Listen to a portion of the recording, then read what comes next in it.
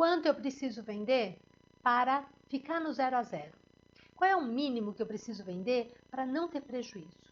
Essas reflexões fazem parte do que a gente conhece como ponto de equilíbrio e é esse o tema da aula de hoje. Vamos lá? O ponto de equilíbrio é o ponto em que receitas e despesas se encontram, é o ponto de intersecção, de tal forma que o lucro é zero. Eu quero saber qual é o volume de vendas que garante que eu não tenha prejuízo. A função receitas começa do ponto zero. Se eu não vender nada, eu não tenho receita. A partir do primeiro produto vendido, eu tenho uma receita e assim por diante. Já os custos de despesas, não. Nós temos custos e despesas fixos que, independente da minha quantidade de venda, eles vão acontecer. E temos, além disso, custos e despesas variáveis que variam em função da quantidade vendida. Portanto, a nossa reta de custos e despesas não começa da origem, ela está acima. E essa reta, ou uma função que simplificadamente nós vamos representar como uma reta, não necessariamente é, ela começa acima do zero porque nós temos custos e despesas fixos e depois nós temos custos e despesas que variam em função da quantidade. A nossa reflexão é como encontrar esse ponto e como usar esse ponto para tomar decisões a partir desse conhecimento.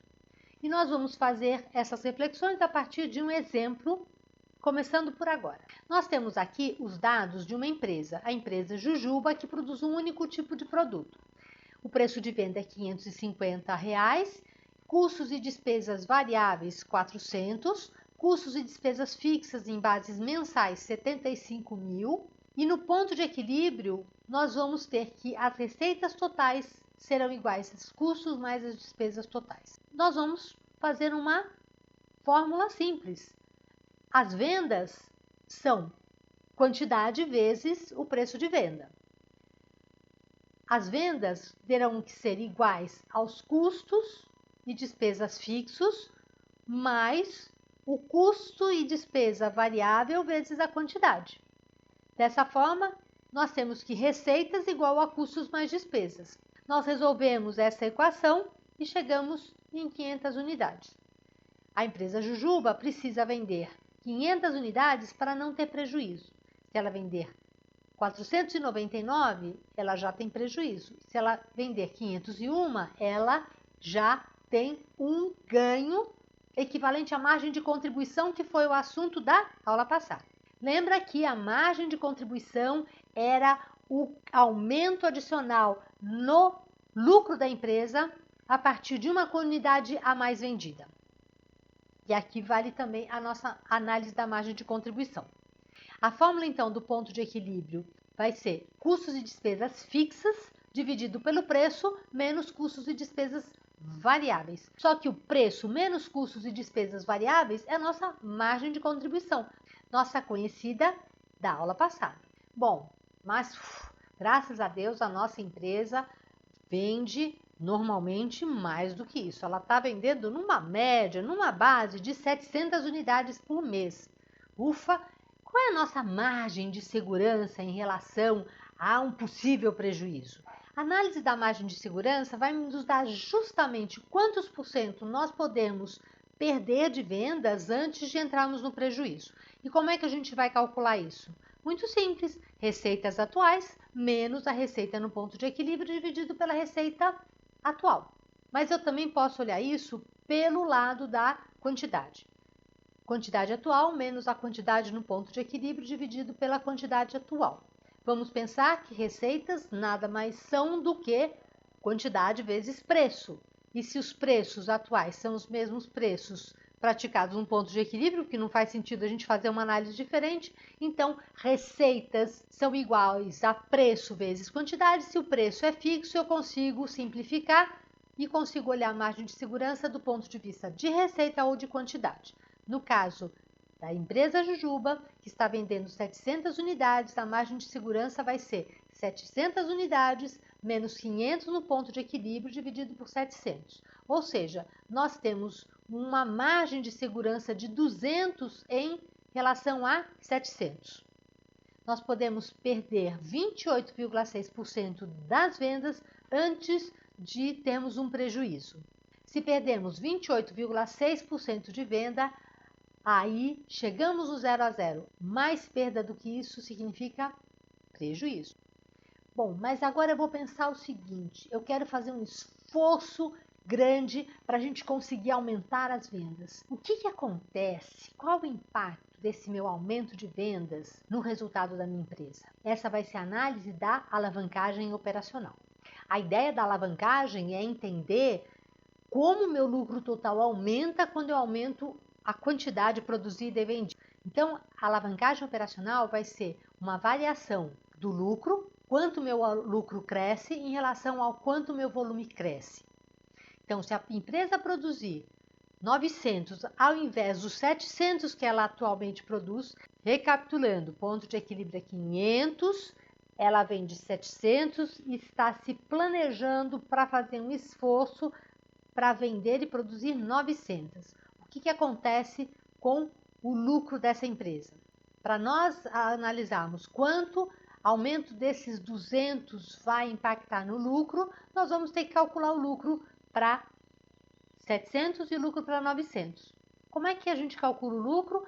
Receitas menos custos e despesas. Mas eu posso olhar pela margem de contribuição. Margem de contribuição vezes a quantidade menos custos e despesas fixos. E foi isso aqui que eu fiz. 500 é o preço de venda menos 400, que é custos variáveis. Aqui eu tenho a margem de contribuição vezes a quantidade. Como é que eu posso olhar isso também? 550 é o preço de venda vezes 700 equivale à minha receita total. Quantidade vezes custo variável é o custo variável total, menos 75, que é custo e despesas fixas, eu tenho um lucro de 30 mil. Para 700 unidades produzidas e vendidas, eu tenho um lucro de 30 mil. Para 900 unidades vendidas, margem de contribuição, vezes 900 unidades vendidas, menos a minha despesa fixa mais custos fixos, vai ser igual a 60. Ou seja, eu tenho um aumento de 100% no meu lucro, de 30 para 60. Se eu aumentar a minha quantidade em 200 unidades, eu tenho um aumento de 100% no lucro. E o meu aumento em volume é 28%. Eu vou vender 900 unidades em relação aos 700 atuais, dividido por 700, equivale a uma ampliação, a um aumento de 28,7%. A alavancagem operacional vai ser o 100%, que é 1, dividido por 28,57%. Isso dá 13,5%. Isso implica que a cada 1% no aumento de volume de vendas, eu tenho 3,5% de aumento no meu lucro. Mas cuidado, essa análise da alavancagem, ela vale para esse ponto. No próximo ponto, mais acima ou mais abaixo, os resultados dessa alavancagem serão diferentes. Por exemplo, suponhamos que a empresa chegou no patamar de 900 e agora ela quer passar para 1.100. Todas essas análises e todas essas hipóteses que nós estamos construindo, elas estão baseadas na hipótese principal de que eu consigo produzir 700, 900, 1.100 unidades com a mesma estrutura, sem alterar os meus custos fixos. Isso é muito importante, porque se eu tiver aumento de custo fixo, a minha análise modifica. Esse é o nosso pressuposto. Vamos lá.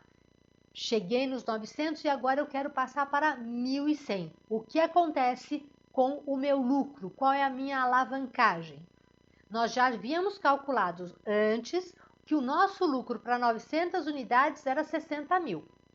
Agora, o lucro para 1.100 unidades, eu já vou tacar direto a margem de contribuição vezes a quantidade menos custos e despesas fixas. Eu vou ter, então, um lucro de 90 mil. Agora, a minha alavancagem operacional é 0,5, porque eu aumentei 50% do meu lucro, passando de 60 para 90, enquanto o aumento de 22,2% é o aumento em quantidade, passando de 900 para 1.100. Aplico a fórmula, eu tenho 2,25. Portanto, lá antes que eu tinha de 700 para 900, eu tinha uma alavancagem maior. Quanto mais perto do ponto de equilíbrio, maior será a alavancagem. Quanto mais eu me distancio do ponto de equilíbrio, menor vai ser a alavancagem. Tudo isso está relacionado com a utilização mais eficiente dos custos e despesas fixas, lembrando que o pressuposto é de que custos e despesas fixas não se alteram para essas quantidades que eu estou analisando. Eu estou fazendo essas análises do ponto de vista contábil, então até agora nós vimos o que nós chamamos de ponto de equilíbrio contábil. Na literatura nós temos 3 tipos de pontos de equilíbrio, que é o ponto de equilíbrio contábil, ponto de equilíbrio econômico, ponto de equilíbrio financeiro. Até agora nós falamos de ponto de equilíbrio contábil. Nós vamos falar sobre ponto de equilíbrio econômico, mas eu vou deixar o ponto de equilíbrio financeiro de lado, porque ele é o menos importante de se utilizar na prática. Mas o ponto de equilíbrio econômico tem um conceito que vale a pena a gente trabalhar. Do ponto de vista econômico, eu quero primeiro destacar um conceito muito importante, que é o conceito do lucro econômico. Uma empresa financiada pelos proprietários, na forma do patrimônio líquido, e pelos outros credores. Vamos olhar do ponto de vista do proprietário. O proprietário que tem o dinheiro investido naquela empresa teria a oportunidade de investir em outro lugar, investir no mercado financeiro. Mas ele está investindo ali. Ele tem a oportunidade de investir aquele capital no mercado financeiro, mas ele abre mão desta oportunidade para investir nessa empresa. O custo de oportunidade é o custo da oportunidade que ele perde de investir no mercado financeiro e obter um retorno esperado pelo mercado financeiro, numa atividade de risco equivalente. A gente vai discutir lá em Gestão Financeira 2 que existe uma relação entre risco e o retorno esperado.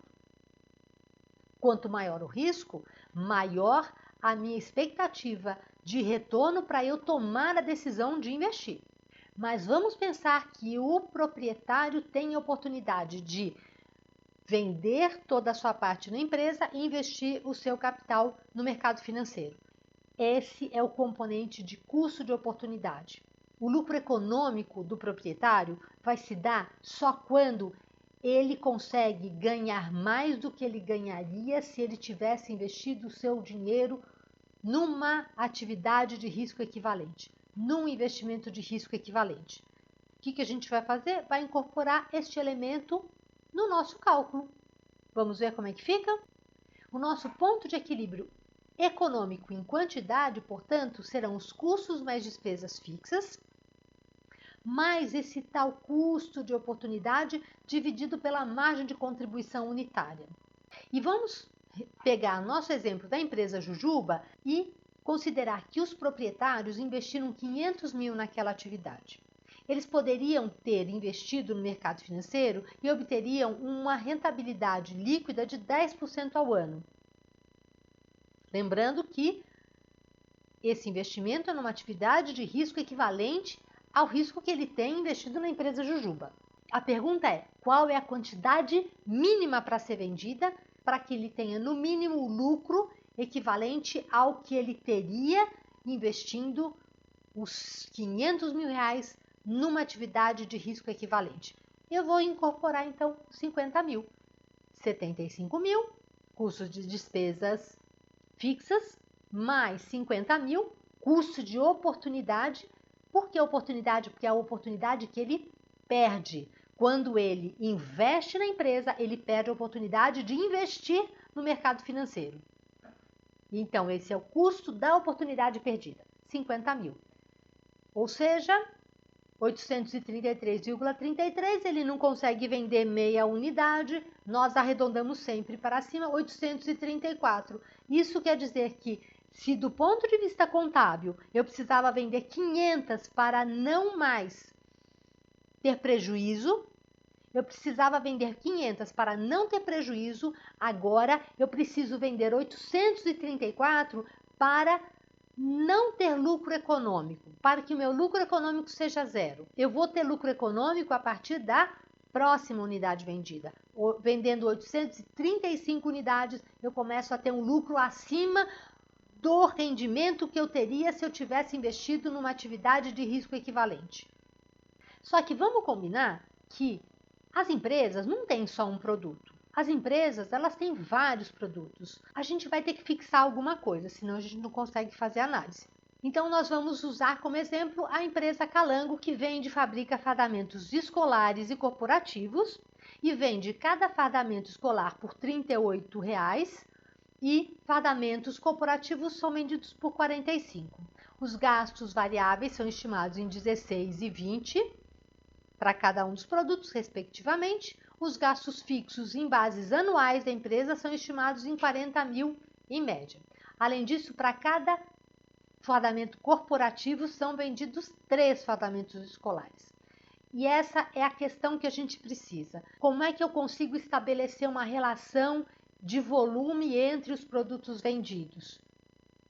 Em geral, isso acontece nas empresas. As empresas têm uma base mais ou menos de, para cada uma unidade desse produto, ela vende tantos daquele segundo produto, tantos daquele terceiro. Então, isso não é algo muito absurdo de se ter na prática. E a solução é simples. Nós vamos considerar o mix de um fardamento corporativo para cada 3 fardamentos escolares como sendo um pacote, um conjunto, um mix de produtos. E a gente vai calcular quantos kits, quantos mix de produtos nós precisamos vender para atingir o ponto de equilíbrio. E depois a gente desmembra esse mix. É como se a gente fizesse pacotes. Nós vamos vender pacotes de 4 unidades, das quais serão 3 escolares e 1 corporativos. Nós vamos, portanto, fazer a margem de contribuição do nosso kit, do nosso mix. Nós temos 3 fardamentos escolares, cada um com uma margem de contribuição de 22. Nós temos 66 a margem de contribuição correspondente aos fardamentos escolares. Do corporativo, nós temos preço de venda, gastos variáveis, portanto, R$ 25,00 é a margem de contribuição unitária. O nosso kit tem uma margem de contribuição de R$ 91,00.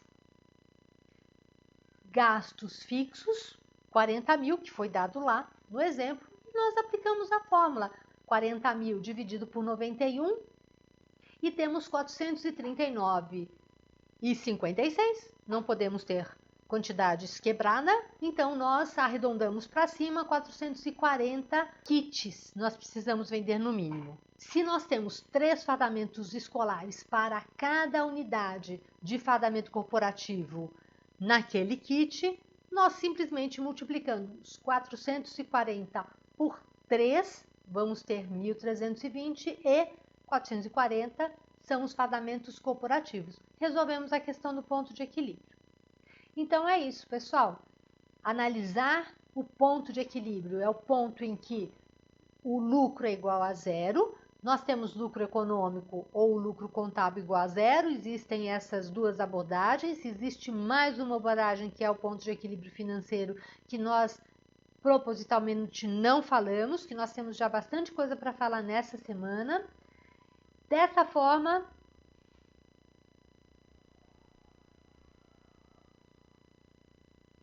e quando nós temos mix de produtos, nós vamos olhar como kits, como mix, como conjunto. Quando a empresa tem mais de um produto, nós vamos olhar isso na forma de um kit, na forma de um mix de produtos. Vamos exercitar agora? Vamos fazer os exercícios do final do capítulo, que a gente já tem mais um outro assunto agora em seguida, que é assunto do próximo vídeo. Tchau!